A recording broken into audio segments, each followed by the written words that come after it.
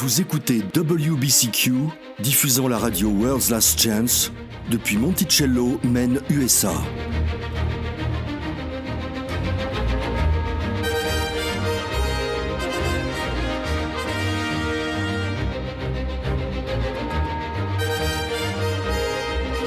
Crimes violents, troubles politiques, instabilité financière, tout indique une crise imminente, une crise sans précédent.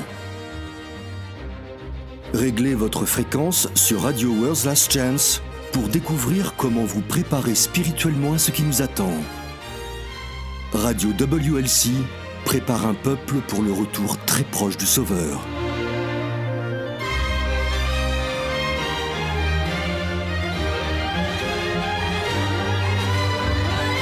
Au commencement était la parole, et la parole était avec Dieu. Et la parole était Dieu. Les premiers mots de l'évangile de Jean sont parmi les plus beaux et les plus lyriques de toute l'écriture. Bonjour, je suis Thomas Roland et aujourd'hui avec Jean-Olivier, nous allons jeter un second regard sur le premier chapitre de Jean. Si vous nous avez déjà écoutés, vous savez qu'à WLC, nous sommes unitaires. En d'autres termes, nous croyons qu'il n'y a qu'un seul vrai Dieu et c'est Yahweh. Il est notre Elohim. Il n'est pas un Dieu combiné 3 en 1, il n'y a que lui. Mais il faut bien admettre, Jean 1 donne l'impression que Jean décrit poétiquement Yahushua comme faisant partie d'une trinité. Alors, quelle est la vérité ? Si Yahweh est le seul Dieu, et il l'est, alors que dit vraiment le premier chapitre de Jean ? Il a été dit que ce sont les vainqueurs qui écrivent les livres d'histoire. Ce que cela signifie bien sûr, c'est que le récit est biaisé ou ombragé par le côté gagnant. Et c'est ce qui s'est passé avec le chapitre 1 de Jean. J'essayais de penser à un exemple de réécriture de l'histoire et j'ai fait une recherche en ligne. Il y a en fait un nombre choquant de cas dans le monde entier où des gens ont tenté de réécrire ou de changer ce que nous savons de l'histoire. Vraiment ? Comme quoi ? Eh bien, nous émettons dans le monde entier et il semble que chaque pays dans lequel nous émettons a un exemple fou de réécriture de son histoire. Depuis la Chine jusqu'aux États-Unis, en passant par l'Angleterre, l'Allemagne, l'Espagne, le Chili, l'Inde, le Cambodge, que sais-je, l'Ukraine et d'autres encore. Je ne veux pas causer de problème aux membres de notre équipe qui vivent dans ces pays, car certains sont plus stricts que d'autres sur le plan politique. Alors, prenons un exemple d'il y a très longtemps. Un jour, les rois d'Assyrie, de Babylone et d'Élam étaient en guerre. De quand parle-t-on pour cette réécriture de l'histoire ? Eh bien, aux alentours de 700 avant Jésus-Christ. Sennachérib, le roi assyrien, nous a laissé l'une des descriptions les plus graphiques d'une guerre assyrienne jamais consignée par écrit. Nous ne la lirons pas en entier. Certains passages sont un peu trop explicites, mais lisons un extrait. C'est tiré d'un livre de Daniel Lukenbill qui transcrit les anciens écrits assyriens. Alors, qu'est-ce que le puissant Sennachérib a à dire sur sa bataille contre Babylone ? Ils se sont mis en ordre de bataille devant moi, sur la rive du Tigre. Ils ont bloqué mon passage et offert bataille. J'ai revêtu ma cotte de mailles. J'ai placé sur ma tête mon casque, emblème de la victoire. Dans la colère de mon cœur, je me suis hâté de monter sur mon grand char de combat qui abat l'ennemi. J'ai stoppé leur avance et j'ai réussi à les encercler. J'ai décimé l'armée ennemie avec des flèches et des lances. J'ai transpercé tout leur corps. Je leur ai tranché la gorge, coupé leur précieuse vie comme on coupe une corde. Mes fiers chevaux de bataille, attelés à ma monture, plongèrent dans les flots de leur sang comme dans une rivière. Les roues de mon char de guerre, qui abat les méchants et les mauvais, étaient couvertes de crasse et de sang. Avec les corps de leurs guerriers, j'ai rempli la plaine comme de l'herbe. C'est donc le récit de Sennachérib de la bataille contre Babylone. Et ensuite, un récit détaillé de la fête de la victoire quand ils sont rentrés chez eux ? C'est exactement ça. Il est rentré chez lui, a fait un récit très imagé aux Assyriens de cette bataille qu'il a si bravement livrée, mais remarquez qu'il ne dit jamais qu'il a réellement gagné la bataille. Quoi ? Eh bien, nous savons par le récit babylonien que Sennachérib a en fait perdu. Il n'a pas gagné.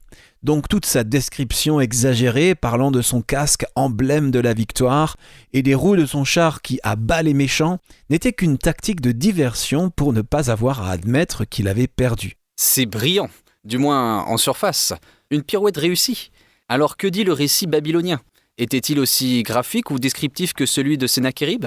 Non, ils étaient les gagnants. Ils n'ont pas ressenti le besoin d'enjoliver. Ils ont simplement, et plutôt négligemment, mentionné que les Assyriens avaient perdu. C'est tout. On dirait qu'ici, c'était un cas de réécriture de l'histoire par le perdant. Peu importe, l'histoire a été réécrite. Et je vois cela comme ce qui s'est passé avec Jean 1. Jean, le bien-aimé, avait une compréhension très claire de la vérité, et cela incluait la nature de Yahweh, ainsi que la nature de Yahushua. Il n'était pas confus. Comme tous les Israélites, y compris Yahushua lui-même, il savait que Yahweh était unique, pas l'insensée version païenne 3 en 1, apparue plusieurs centaines d'années plus tard. Le problème, c'est que les chrétiens modernes ont été si profondément endoctrinés dans cette croyance que nous lisons Jean 1 à travers une lentille trinitaire. C'est vrai, quand je me suis penché pour la première fois sur la question de la Trinité, Jean 1 a été un énorme obstacle pour moi. Quand vous êtes trinitaire, vous supposez que cette doctrine est là dans Jean 1 quand vous le lisez. Mais la vérité, c'est qu'elle ne l'est pas. Lisons les 6 premiers versets de Jean 1. Voyons ce que cela dit et ensuite creusons ce que Jean dit vraiment, parce que je peux presque garantir que si vous avez été élevé en croyant à une Trinité, c'est tout ce que vous entendez quand vous lisez ce passage. Alors lisons-le en gardant les titres tels qu'ils apparaissent dans les traductions françaises. Très bien. Il est écrit « Au commencement était la parole, et la parole était avec Dieu. Et la parole était Dieu. Elle était au commencement avec Dieu. Toutes choses ont été faites par elle, et rien de ce qui a été fait n'a été fait sans elle. En elle était la vie, et la vie était la lumière des hommes. La lumière luit dans les ténèbres, et les ténèbres ne l'ont point reçue. » Le vrai problème n'est pas ce passage. Ce ne sont pas les mots que Jean a écrits. C'est le sens que les chrétiens modernes projettent sur ce passage. Vous voyez, nous voulons tous réinterpréter les mots de Jean. Nous voulons les regarder à travers les lunettes des croyances post-bibliques. Ce sont des doctrines qui ont été développées littéralement des centaines d'années plus tard. Nous ne pouvons pas faire cela et arriver quand même à la vérité. C'est un bon point. L'hérésie de la Trinité est apparue au IIe siècle, plus de 100 ans après Christ. Mais même à cette époque, elle n'a pas fait partie de l'orthodoxie de l'Église avant le IVe siècle. C'est un long moment après Christ. Le credo de Nicée donne une place centrale à la Trinité. Si c'était une vérité biblique, pourquoi a-t-il fallu l'établir ou l'ériger en doctrine officielle dans un credo ? Eh bien, il y avait encore des gens qui ne croyaient pas en une divinité trinitaire. Les croyants qui s'accrochaient au christianisme apostolique voyaient cela pour ce que c'était, une hérésie adoptée du paganisme. Exactement. Donc, pour arriver à ce que Jean dit vraiment ici, nous devons regarder tout ce que Jean dit. Nous ne pouvons pas sortir un passage de son contexte et le faire se contredire. Heureusement, Jean nous a laissé des déclarations très claires qui révèlent ses convictions. Ce sont nos points de repère, pour ainsi dire. Ce sont des déclarations de cadre de base qui nous permettent de connaître les paramètres de la théologie de Jean, qu'il a appris directement de Yahushua lui-même. Allons au chapitre 17 de Jean et lisons le verset 3. « Or, la vie éternelle, c'est qu'ils te connaissent, toi, le seul vrai Dieu, et celui que tu as envoyé, Yahushua Christ. » Maintenant, passons à Jean 20 et lisons le verset 31. « Mais ces choses ont été écrites afin que vous croyiez que Yahushua est le Christ, le fils de Yah, et qu'en croyant vous ayez la vie en son nom. » Ces 2 déclarations définissent les paramètres des croyances de Jean. Dans le contexte, ce seraient ici les 2 meilleurs endroits pour affirmer que Yahushua était divin, si Jean, en fait, le croyait vraiment. Mais ce n'est pas ce qu'il a fait. Au lieu de cela, dans Jean 17,3, il écrit « La vie éternelle, c'est qu'ils te connaissent, toi, le seul vrai Dieu, et celui que tu as envoyé, Yahushua Christ. » Remarquons l'utilisation du mot « et ». Il n'y a absolument rien dans ce verset qui dit que Yahushua est divin. Rien du tout. C'est une prière de Yahushua adressée à Yahweh disant « La vie éternelle, c'est qu'ils te connaissent, toi, le seul vrai Dieu. » La vie éternelle, c'est de connaître le Père comme le seul vrai Dieu. Et puis, il y a une conjonction « et » Yahushua Christ, celui que tu as envoyé. Les conjonctions combinent des mots, des phrases et des clauses, et c'est ce que fait ce mot ici. Il ne dit pas que Yahushua est une sorte de Dieu le Fils mystique. Il dit juste que la connaissance de Yahushua fait partie de la vie éternelle.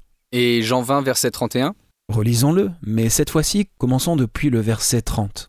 Yahushua a fait encore, en présence de ses disciples, beaucoup d'autres miracles qui ne sont pas écrits dans ce livre.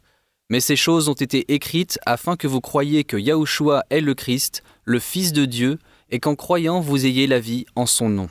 Voilà le but déclaré de Jean dans l'écriture de son évangile, que ses auditeurs sachent avec certitude que Yahushua était bien le Messie tant attendu, le Fils de Yah, et qu'en croyant cela, ils puissent avoir la vie éternelle. C'est tout. Encore une fois, il n'y a rien ici qui laisse entendre que Yahushua est Dieu.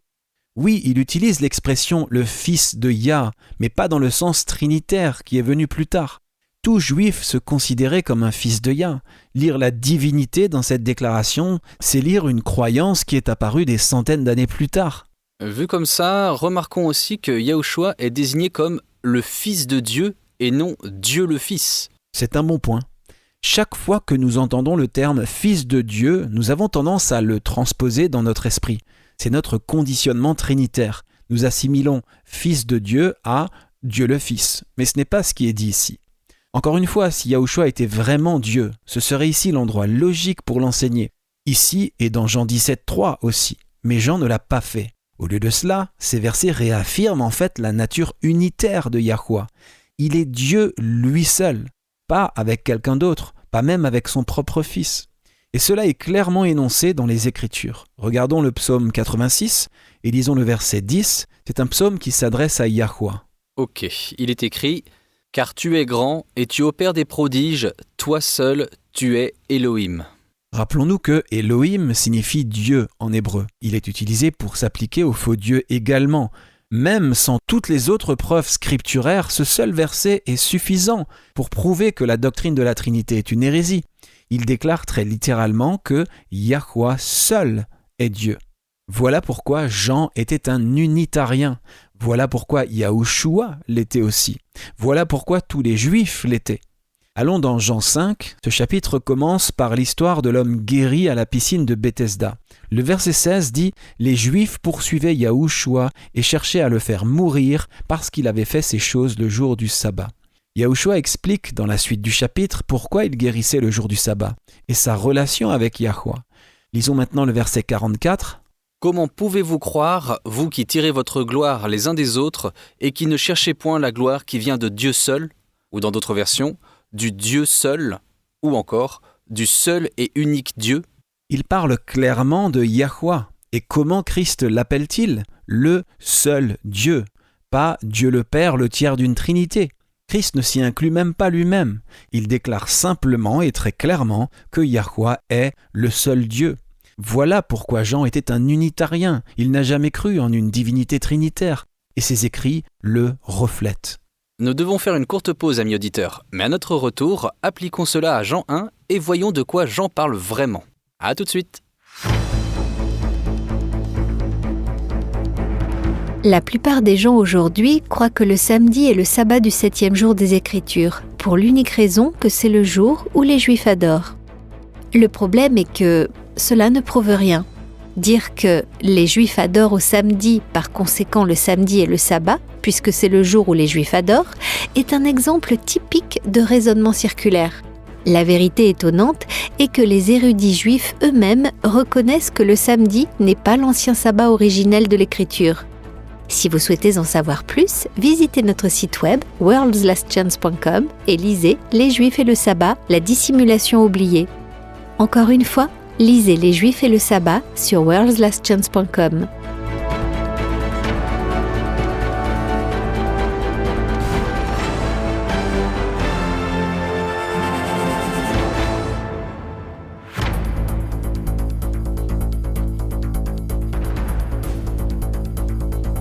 Si je vous demandais quand est-ce qu'une journée commence, que diriez-vous ? À minuit ? C'est le moment du changement de date, n'est-ce pas ? Mais si je vous demandais quand est-ce que le sabbat commence, quelle serait votre réponse ? Beaucoup de gens pensent que le sabbat commence vendredi soir au coucher du soleil. La vérité choquante, cependant, est que les Écritures révèlent quand le jour commence. Mais ce n'est ni à minuit, ni au coucher du soleil. Si vous souhaitez savoir ce que la Bible enseigne sur le moment où le jour commence, rendez-vous sur notre site web worldslastchance.com et recherchez la vidéo « Quand est-ce qu'un jour commence ?»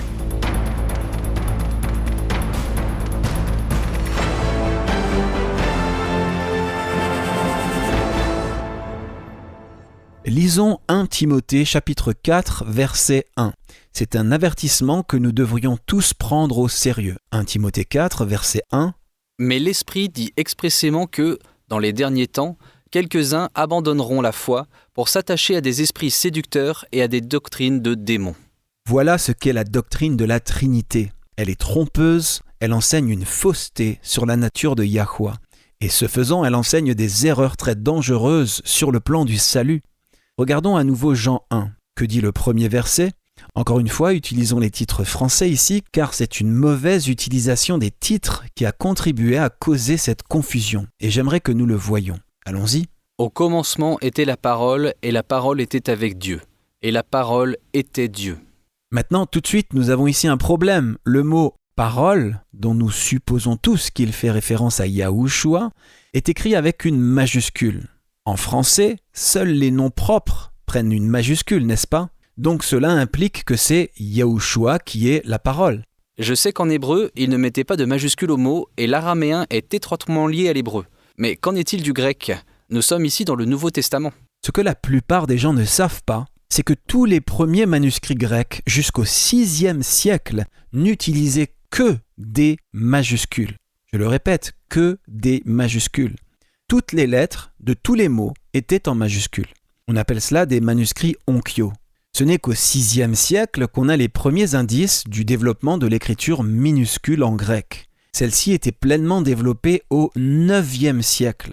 Cependant, des siècles auparavant, quand le Nouveau Testament a été écrit, ce type de graphie n'existait pas. Jean ne disposait donc pas d'une écriture en minuscule qui lui aurait permis de mettre à part le mot « parole » avec un P majuscule et le reste du mot en minuscule. Utiliser une majuscule ici est tendancieux. Tendancieux ? Qu'est-ce que tu veux dire ? C'est favoriser un point de vue particulier. Ce n'est pas comme ça que le verset a été écrit par l'auteur original. Donc, le mettre en majuscule donne un soutien malhonnête et inexact à la doctrine de la Trinité. En gros, c'est imposer un sens au texte qui n'est pas présent dans l'original. Exactement. Et qu'est-ce que le mot « parole » signifie même dans le grec original ? Est-il possible que la définition implique Yahushua ? C'est une très bonne question. Vérifions. Prenons notre dictionnaire biblique et lisons le numéro 3056. Qu'est-il dit ? Très bien. Logos, quelque chose de dit, y compris la pensée, par implication, un sujet. Sujet de discours. Également, le raisonnement, la fonction mentale, ou le motif. Logos dénote l'expression de la pensée, non le simple nom d'un objet comme incarnant une conception ou une idée. En d'autres termes, c'est une pensée, une idée, l'expression de l'esprit. Maintenant, voici un point intéressant. Dans l'Ancien Testament, ce qui était un verbe devient, dans le Nouveau Testament, un nom. Par exemple ? Eh bien, dans Genèse 1, Yahweh a dit que la lumière soit. Dans le Nouveau Testament, Yahushua lui-même est la lumière. Dans l'Ancien Testament, nous avons des prophéties concernant un descendant qui régnera sur le trône de David. Le verbe « régner » devient le nom « royaume », le royaume de Yah dans le Nouveau Testament. On peut voir que Jean pense à la Genèse ici. Au commencement, Elohim créa les cieux et la terre. Genèse 1, verset 1. Au commencement était la parole, et la parole était avec Elohim, et la parole était Elohim. Je trouve tout cela vraiment intéressant, mais j'ai une question sur la partie du verset qui dit « La parole était avec Dieu ». Cela ne suggère-t-il pas la présence de Yahushua auprès de Yah ? Pas nécessairement.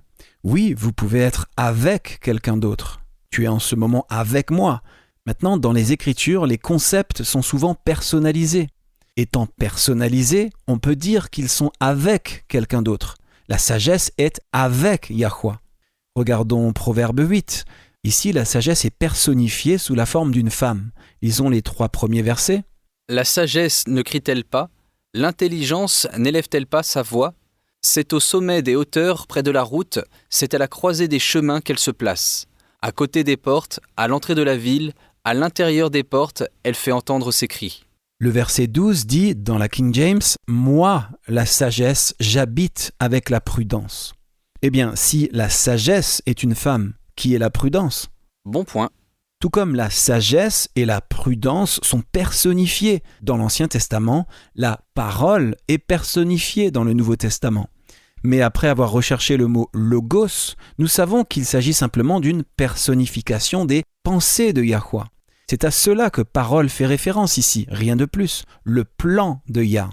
Ce n'est que plus tard que les gens y ont vu une deuxième personne d'une trinité mystique. Nous devons nous rappeler que Jean avait la capacité, il avait les mots pour dire qu'il parlait de Yahushua. Mais ce n'est pas ce qu'il a fait. C'est vrai. On essaie toujours de déformer les choses comme si l'auteur avait du mal à exprimer ses pensées. Mais ils avaient tous un vocabulaire complet et fonctionnel. Ils avaient la capacité d'exprimer toutes les pensées qu'ils souhaitaient. L'édition de 1599 de la Bible de Genève, la Bible des réformateurs protestants, donne un aperçu intéressant de la façon dont les premières Bibles ont traduit ce texte. Lisons les 5 premiers versets de Jean 1 dans cette traduction. « Au commencement était la parole, et cette parole était avec Dieu. Et cette parole était Dieu. Cette parole était au commencement avec Dieu. Toutes choses ont été faites par elle, et rien de ce qui a été fait n'a été fait sans elle. En elle était la vie, et cette vie était la lumière des hommes. Et cette lumière brille dans les ténèbres, et les ténèbres ne la reçoivent pas. » Cela n'est pas vraiment apparent en français, mais la version anglophone King James se réfère à la parole comme étant « lui », alors que la Bible de Genève traduit le logos par un « ça », impersonnel. Ce qui est plus cohérent avec l'original.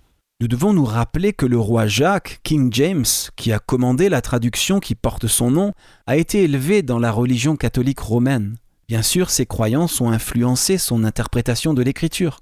Cependant, l'utilisation du pronom « ça » impersonnel au lieu de « lui » est plus cohérente avec l'intention originale de Jean. Une autre façon de savoir ce que Jean pensait est d'examiner les écrits de ses contemporains.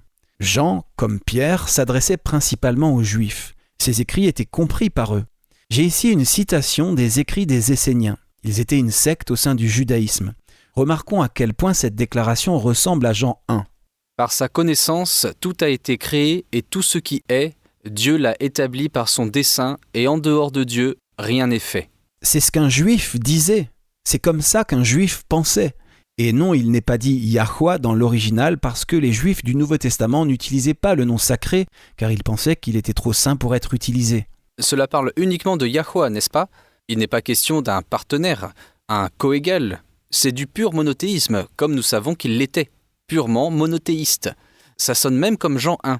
Et il n'y a rien à propos d'un fils. Il n'y a rien à propos d'un fils parce que le fils était le descendant prophétisé de David. Le Messie devait descendre de David, non seulement parce que la prophétie le disait, mais parce que le rendre plus vieux que son ancêtre David ou plus vieux que sa mère Marie est impossible. Mais quand le Fils est né, il est devenu une personne réelle. Il est passé d'une idée, d'un concept, d'un plan à la réalité. La parole est devenue Yahushua. Mais elle, la parole, n'était pas Yahushua. Le plan est devenu chair quand il est né. C'est alors que l'humanité a vu sa gloire. Essayer de superposer un sauveur préexistant dans Jean 1, c'est-à-dire existant avant sa naissance, est déroutant, n'est-ce pas ? La foi pure des apôtres est perdue. Et la doctrine de l'Église a été changée pour toujours. Nous sommes tellement habitués à la théologie chrétienne moderne que nous oublions que les premiers soi-disant pères de l'Église, ceux qui ont fait des compromis avec le paganisme, étaient bien formés à la philosophie platonicienne. Ils lisaient les écrits des apôtres à travers le prisme de Platon. Nous avons abordé ce sujet dans d'autres émissions et nous n'y reviendrons pas ici, mais nous devons nous en souvenir, c'est un point important. Si vous n'avez pas encore étudié cet aspect, chers amis, nous avons fait au moins une émission de radio à ce sujet. Vous pouvez aussi rechercher sur notre site web les articles intitulés « Comment Platon a influencé notre vision de Yahweh ». Et quel est l'autre ? Le paradis platonicien du christianisme. Il y a aussi une vidéo intitulée « Paganisme, Platon et la Trinité ». Alors regardez-les, chers amis, il y a beaucoup d'informations. Pour en revenir à Jean 1, ce que Jean, en tant que juif unitaire croyant en un seul Dieu, dit ici, c'est que Yahweh avait un plan, une idée. Ce plan n'a pris corps que lorsque Yahushua est né. Ce plan, s'est matérialisé dans la réalité à sa naissance. Maintenant, nous avons lu tout à l'heure le passage en laissant le titre français, en utilisant simplement Dieu. En général, nous aimons utiliser Yahweh ou Yah. Mais dans tout le Nouveau Testament, l'original en grec utilise en fait théos ou Dieu. C'est en partie ce qui a permis aux trinitaires d'imposer un sens à ce passage. Les trinitaires disent Dieu et pense automatiquement à un Dieu trinitaire. Mais maintenant, j'aimerais que nous lisions à nouveau Jean 1, verset 1, mais cette fois-ci, lisons-le avec les noms du Fils et du Père, Yahushua et Yahwa. Au commencement était Yahushua, et Yahushua était avec Yahwa, et Yahushua était Yahwa. Ça ne marche pas, n'est-ce pas? Même les trinitaires ne prétendent pas que Yahushua et Yahwa sont une seule et même personne. Même s'ils croient qu'ils sont le même être, mais en différentes expressions de personnes, ils maintiennent toujours une certaine différence entre Yahwa et Yahushua. Relisons-le, mais cette fois-ci, mettons deuxième membre de la Trinité et premier membre de la Trinité. Au commencement était le deuxième membre de la Trinité, et le deuxième membre de la Trinité était avec le premier membre de la Trinité. Et le deuxième membre de la Trinité était le premier membre de la Trinité. Encore une fois, ça ne marche pas, n'est-ce pas? Non.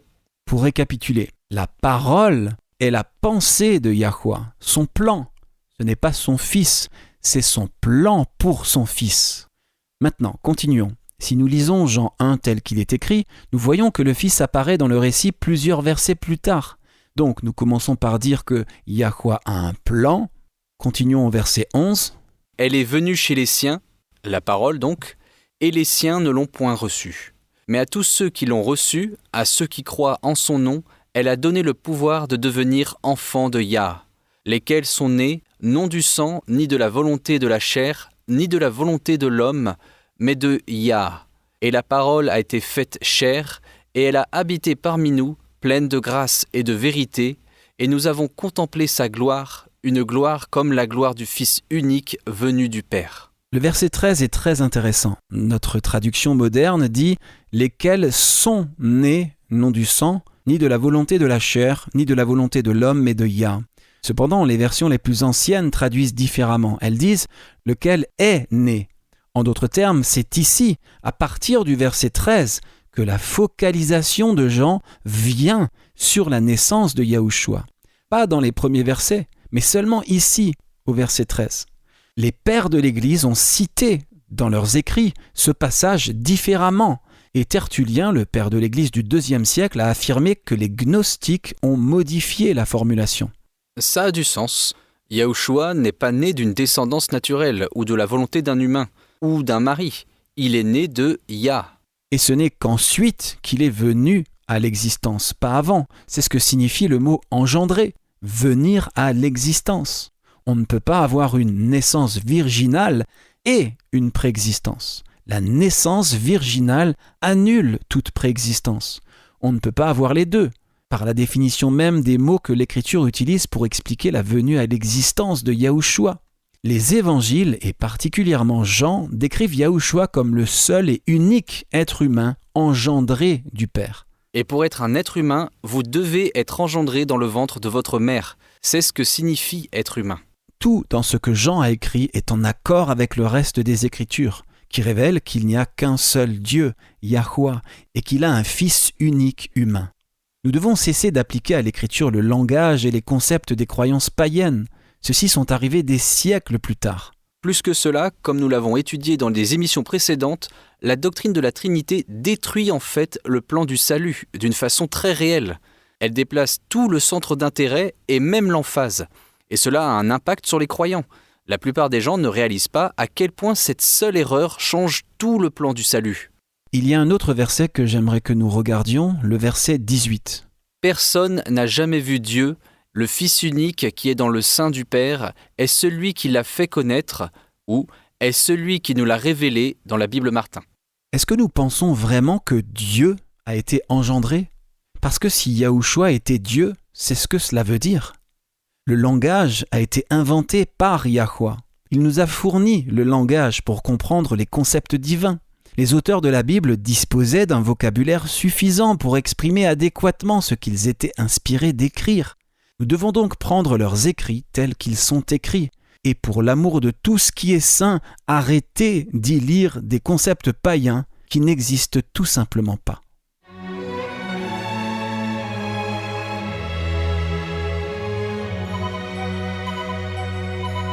Vous écoutez la radio World's Last Chance sur WBCQ à 9330 kHz sur la bande des 31 mètres. Radio World's Last Chance prépare un peuple pour le retour très proche du Sauveur.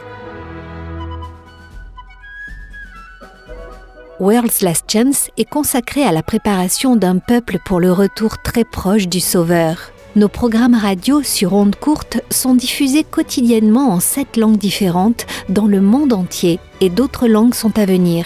Nos vidéos et articles ont été traduits dans plus de 30 langues différentes. Et nous ne nous concentrons pas sur un seul point de doctrine. Nous voulons nous associer au ciel dans la diffusion de toute la vérité, au monde entier. Nos articles et vidéos couvrent une variété de sujets importants pour la croissance et le développement de la marche chrétienne. Nous présentons du contenu couvrant la piété pratique pour la vie quotidienne, les croyances bibliques fondées sur la parole de Yah seule, le calendrier du Créateur et les prophéties de la fin des temps qu'il est vital de connaître. Nous traitons même divers vents de doctrines incorrectes que Satan a utilisés pour tromper des multitudes et nous démontrons à partir des Écritures pourquoi elles sont fausses et ce qu'est la vérité. Visitez notre site worldslastchance.com dès aujourd'hui. Apprenez la vérité pour ces derniers jours. La question d'aujourd'hui pour notre courrier des auditeurs nous vient du pays qui nous a donné l'antibiotique appelé érythromycine. Peux-tu deviner de quel pays s'agit-il ? Un antibiotique dont certains sont reconnaissants, en particulier ceux qui sont allergiques à la pénicilline. Je vois que tu essaies de t'esquiver pour ne pas donner de réponse. Alors, c'est quel pays ? Je vais dire, je ne sais pas, l'Allemagne ? L'Allemagne. Pourquoi ? Eh bien, c'est le premier exportateur mondial de produits pharmaceutiques, il me semble. J'ai gagné ? Pas du tout. C'est le pays qui a découvert la plus grande perle nacrée jamais trouvée au monde, pesant plus de 6 kilos. Le Japon, ils produisent beaucoup de perles ? Non, mais tu n'es pas loin. Ce sont les Philippines. Un médecin philippin du nom de Dr Abelardo Aguilar a inventé l'érythromycine. Intéressant. Alors, quelle est notre question du jour ? Eh bien, Melkor Ramil de Mekoayan, j'espère que je le prononce bien, nous écrit « Chers frères, pourriez-vous expliquer clairement et spécifiquement comment l'Esprit Saint communique avec nous ?» Merci, cher Melkor, pour cette question si importante. Sur la base d'une étude attentive des Écritures, nous savons que l'Esprit Saint, bien sûr, est l'Esprit de Yah. Ce n'est pas une troisième personne désincarnée d'une quelconque divinité mystique païenne. C'est littéralement le souffle de Yahweh. Donc, quand nous parlons de l'Esprit Saint qui communique avec nous, nous parlons en fait de la manière dont Yahweh lui-même communique avec nous. Je suis heureux que nous ayons l'occasion de répondre à cette question car il existe des moyens spécifiques par lesquels Yahweh communique avec nous par l'intermédiaire de son Esprit Saint, son souffle, mais beaucoup de gens sont confus à ce sujet. Eh bien, les Écritures promettent que l'Esprit Saint nous enseignera, n'est-ce pas ? Donne-moi juste un instant pour le retrouver. C'est Jean 16. C'est peu avant sa trahison à Gethsémané. Écoutez ça. Jean 16, les versets 12 et 13. « J'ai encore beaucoup de choses à vous dire, mais vous ne pouvez pas les porter maintenant. Quand le Consolateur sera venu, l'Esprit de vérité, il vous conduira dans toute la vérité, car il ne parlera pas de lui-même, mais il dira tout ce qu'il aura entendu, et il vous annoncera les choses à venir. » C'est une promesse fantastique que nous pouvons tous revendiquer. Vous voulez connaître plus de vérité ? Réclamez cette promesse. L'Esprit de Yah sera votre propre enseignant. Alors comment se fait-il que les gens soient confus à ce sujet ? Eh bien, la façon dont Yahweh communique avec nous par l'intermédiaire de son esprit est généralement assez subtile. Les choses spirituelles sont discernées spirituellement et la voix de l'esprit de Yah est souvent très douce. Puis Satan arrive et essaie de nous faire ignorer ces doux et subtils messages de l'Esprit Saint en nous faisant sortir un texte ou passage biblique de son contexte. Il y a un texte en particulier qui est trop souvent mal appliqué et qui fait que les gens passent à côté des douces incitations de l'Esprit Saint. Examinons-le. Tournons-nous vers Jérémie 17 et lisons le verset 9. D'accord. Il est écrit « Le cœur est tortueux par-dessus tout et il est méchant. Qui peut le connaître ?» Ou dans la King James « Le cœur est trompeur par-dessus tout et désespérément méchant. Qui peut le connaître ?»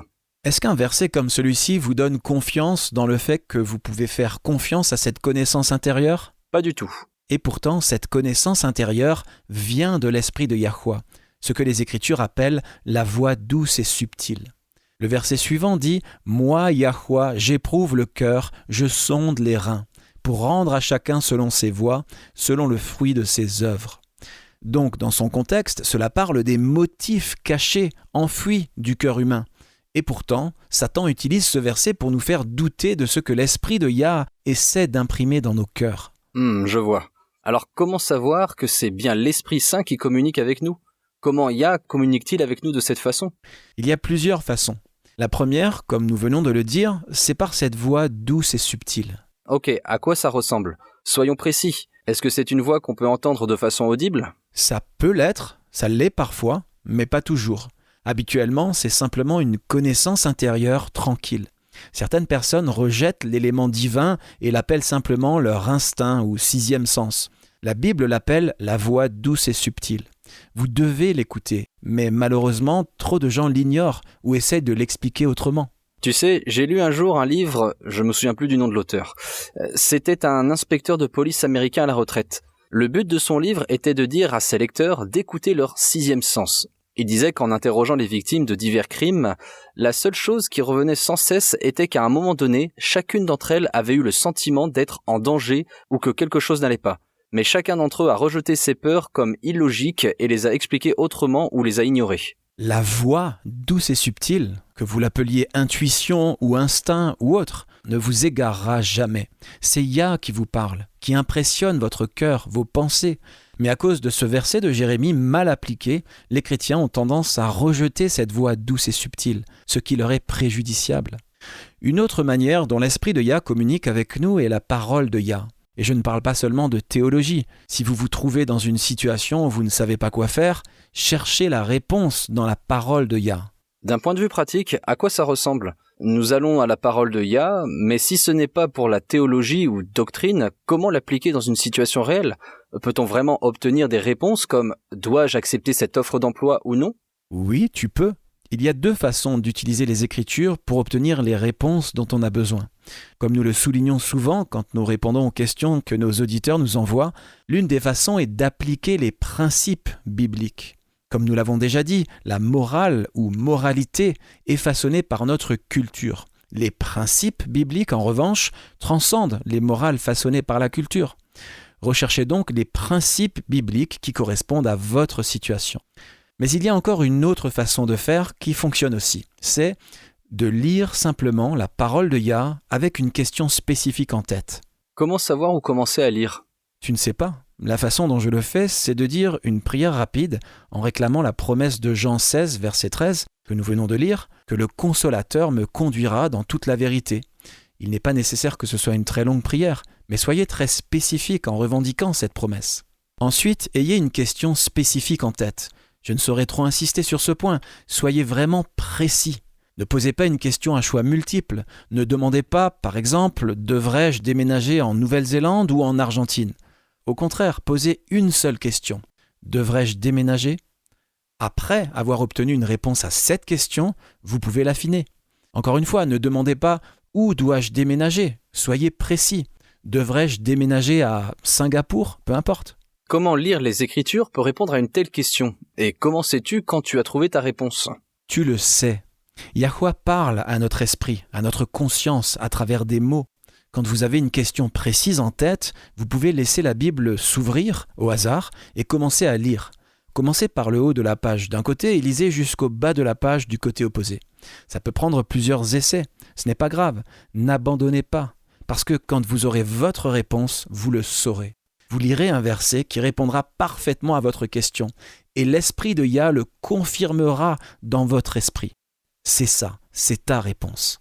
Je pense qu'un des avantages à apprendre à chercher la volonté de Yah de cette façon est que, peu importe les problèmes qui pourront survenir dans le futur, vous aurez l'assurance de savoir que vous êtes dans le chemin qu'il veut que vous soyez. Oui, ça vous donne une grande assurance et c'est toujours très appréciable d'avoir cette conviction en vous, de savoir que vous faites ce que Yah veut que vous fassiez. Les visions, les rêves, la prophétie, ce sont d'autres façons dont Yahweh nous parle. Bien sûr. Et selon le livre de Joël, ces méthodes de communication vont augmenter jusqu'à la fin.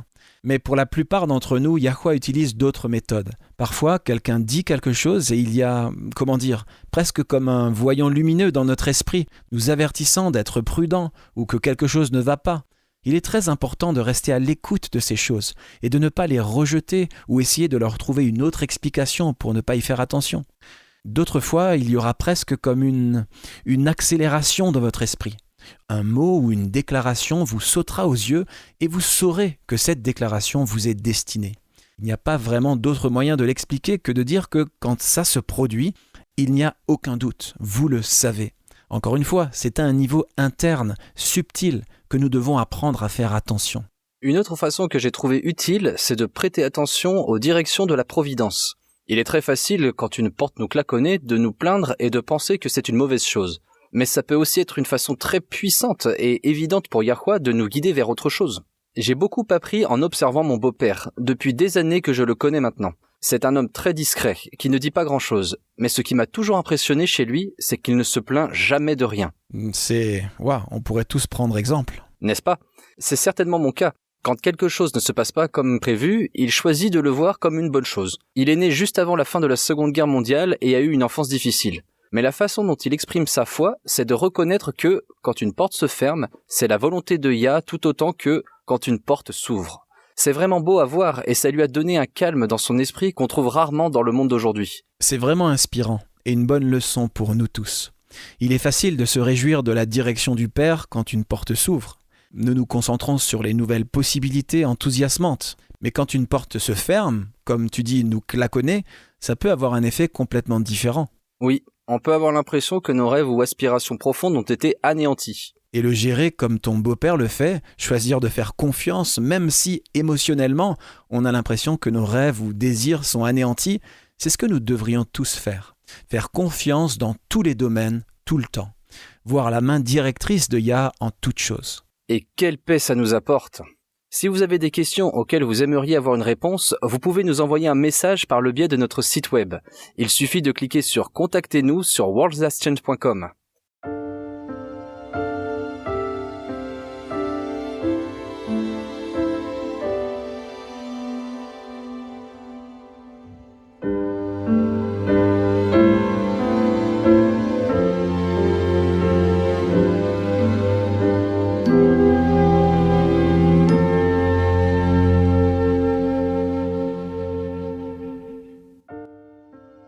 Vous écoutez Élise Blanc pour votre promesse quotidienne de la parole de Yah.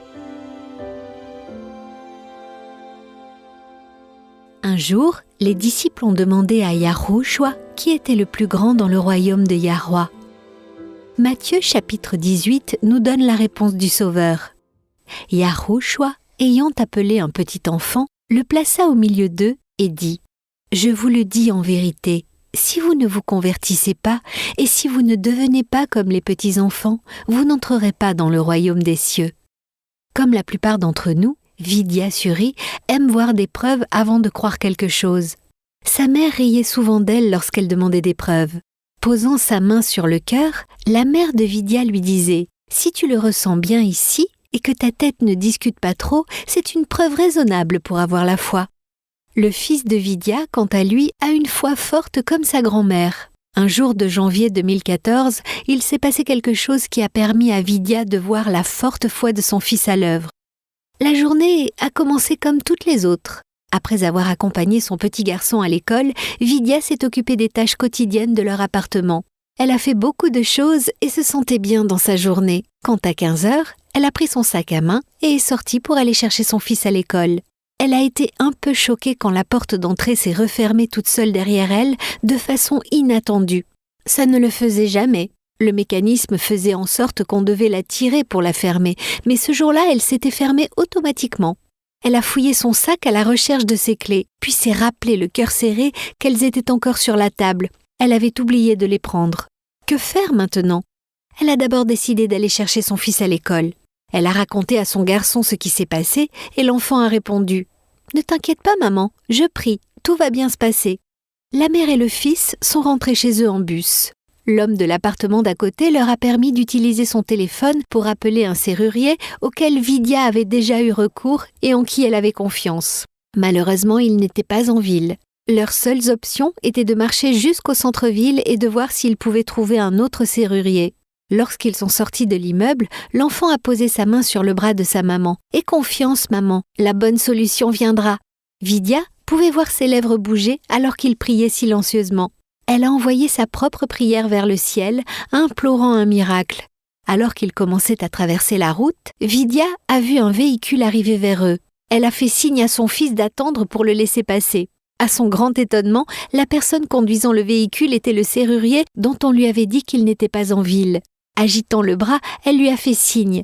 Il a rapidement rouvert leur appartement. Son fils a insisté sur le fait que c'était parce qu'ils avaient prié. En repensant à cette expérience, Vidya a déclaré, je cite, « Si ce n'est pas un miracle, je ne sais pas ce que c'est. Tant de choses auraient pu mal tourner, mais ça n'a pas été le cas. Ce n'était vraiment pas une situation désespérée, mais je suis convaincue, une fois de plus, que garder la foi par la prière nous a permis de rester positifs. » Jean 15, versets 15 et 16 nous dit « Je ne vous appelle plus serviteur parce que le serviteur ne sait pas ce que fait son maître, mais je vous ai appelé ami, parce que je vous ai fait connaître tout ce que j'ai appris de mon Père. Ce n'est pas vous qui m'avez choisi, mais moi, je vous ai choisi, et je vous ai établi afin que vous alliez et que vous portiez du fruit, et que votre fruit demeure, afin que ce que vous demanderez au Père en mon nom, il vous le donne. » Nous avons reçu de grandes et précieuses promesses. Réclamez-les dès maintenant.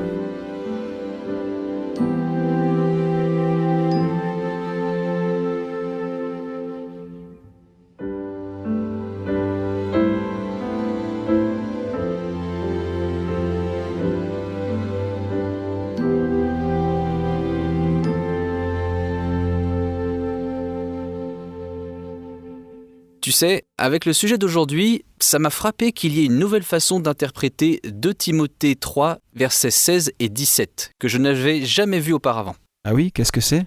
Eh bien, laisse-moi le lire rapidement pour que tout le monde sache de quel passage je parle. Il est dit « Toute écriture est inspirée de Yahweh et utile pour enseigner, pour convaincre, pour corriger, pour instruire dans la justice, afin que l'homme de Yah soit accompli et propre à toute bonne œuvre. » Je l'ai toujours interprété comme signifiant que toute l'écriture contient un enseignement utile pour les croyants à travers l'histoire humaine. De la doctrine, certainement, mais plus que ça. Comme il est dit, pour corriger et instruire dans la justice. Mais je viens d'être frappé par le fait que, en plus de cela, l'écriture est donnée par l'inspiration de Yah, ce qui signifie que nous pouvons compter sur les enseignements bibliques pour être en harmonie et cohérent avec la Bible elle-même. L'Écriture n'enseigne pas une divinité trinitaire, mais le premier chapitre de Jean avait semblé suggérer, pour moi en tout cas, que c'était le cas. Mais la Bible n'enseigne pas un Christ préexistant. Puisque Yahweh est l'auteur de toute la Bible, il s'est assuré que toutes ces parties disparates, tout ce qui a été écrit par différentes personnes sur plusieurs siècles, s'harmonise.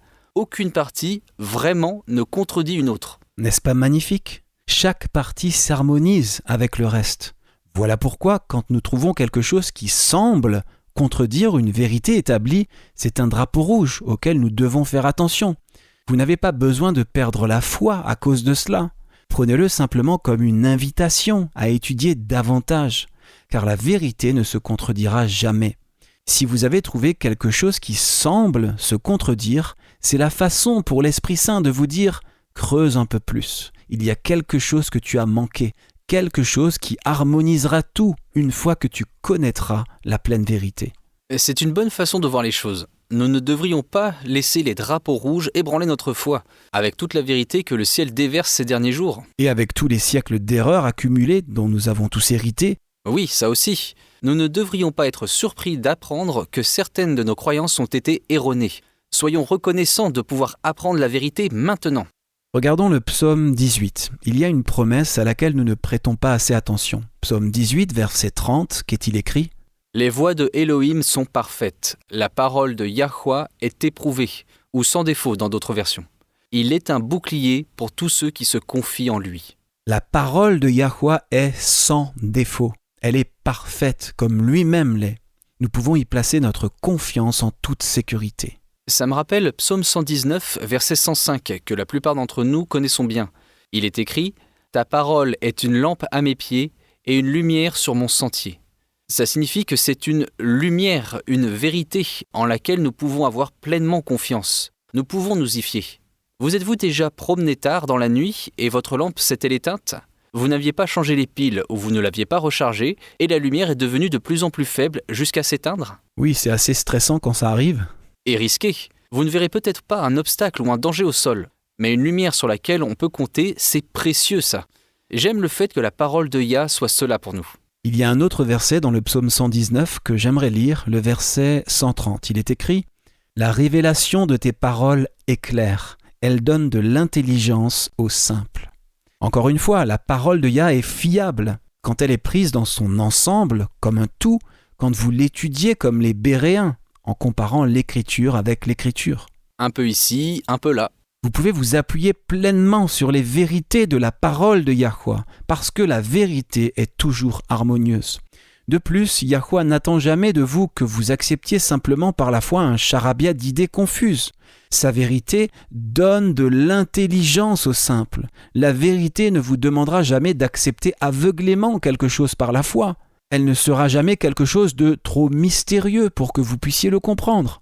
C'est une excuse utilisée pour vous faire accepter l'erreur. Ça me rappelle une citation de John Bunyan que j'ai récemment lue. Pour nos auditeurs qui ne sont peut-être pas familiers avec les écrivains de langue anglaise, Bunyan était un prédicateur du XVIIe siècle qui a passé 12 ans en prison pour avoir refusé d'arrêter de prêcher lorsque ses convictions religieuses étaient en conflit avec celles du roi d'Angleterre. Pendant son séjour en prison, il a écrit « Le voyage du pèlerin », qui, après la Bible, a été pendant de nombreuses années le livre le plus publié en langue anglaise. Je cite John Bunyan. « La raison pour laquelle beaucoup de chrétiens de nos jours sont si perdus sur certaines choses est qu'ils se contentent de ce qui vient de la bouche de l'homme sans chercher et s'agenouiller devant Yah pour connaître de lui la vérité des choses. » Je vois cela se produire dans l'interprétation que nous avons imposée à Jean 1. Nous avons accepté comme vérité ce que les hommes ont eu à dire à ce sujet. Mais la seule opinion qui compte, c'est ce que Yahweh dit à ce sujet. Eh bien, notre temps est écoulé pour aujourd'hui, amis auditeurs, mais nous vous invitons à nous rejoindre demain. Et d'ici là, souvenez-vous, Yahweh vous aime et vous pouvez compter sur lui faire confiance en toute sécurité car il en est digne.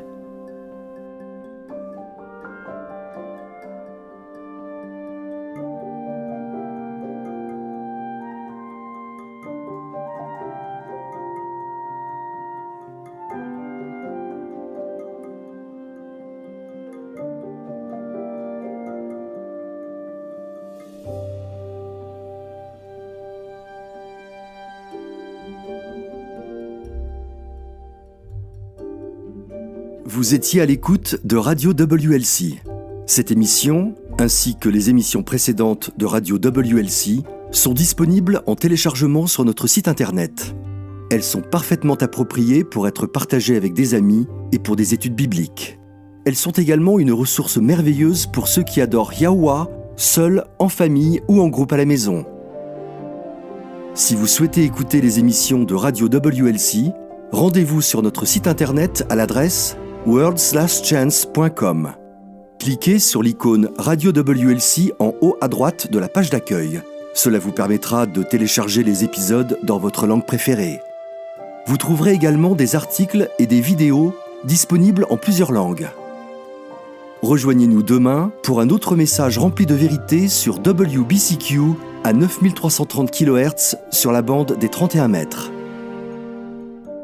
Radio World's Last Chance prépare un peuple pour le retour très proche du Sauveur.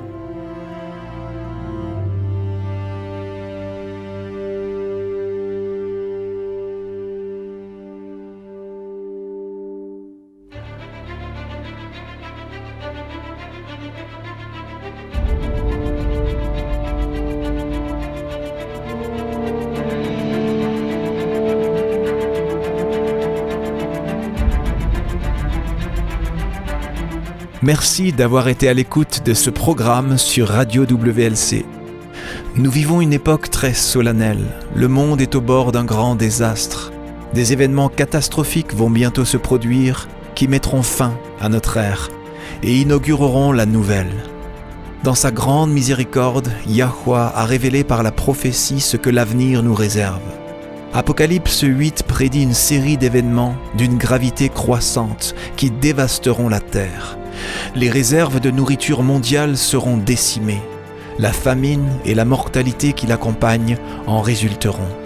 Les réserves d'eau potable de la terre seront également touchées.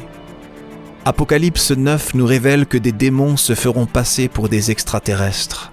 La terreur et la dévastation causées par cette soi-disant invasion extraterrestre feront que les gens chercheront désespérément à se mettre en sécurité à tout prix. La liberté de vivre et de pratiquer le culte selon ce que nous dicte notre conscience ne sera qu'un souvenir du passé. De nombreuses vies seront perdues au cours de cette série d'événements et lorsque la marque de la bête sera imposée, il y aura des martyrs. Chaque événement sera une préparation pour la crise suivante, dans un long et dernier appel à la repentance de la miséricorde divine, car Yahweh ne veut pas qu'un seul périsse, mais au contraire que tous arrivent à la repentance. Peu de temps après les événements décrits dans Apocalypse 8 et 9, les 7 derniers fléaux s'abattront sur la terre. Ces fléaux et les trompettes précédentes feront des ravages et sèmeront le chaos sur la terre. Ils causeront une destruction et une misère sans précédent. Ésaïe 24 nous avertit ainsi. Oui, Yahweh va dévaster la terre, il va la ravager, en bouleverser la surface, il en dispersera les habitants. La terre se déchire et se fissure, elle vacille, elle oscille et titube, pareille à un ivrogne, et elle est ébranlée comme une cabane, car le poids de son crime pèse sur elle. Elle tombe et ne se relève plus. Pour les croyants, cependant, il y a de l'espoir.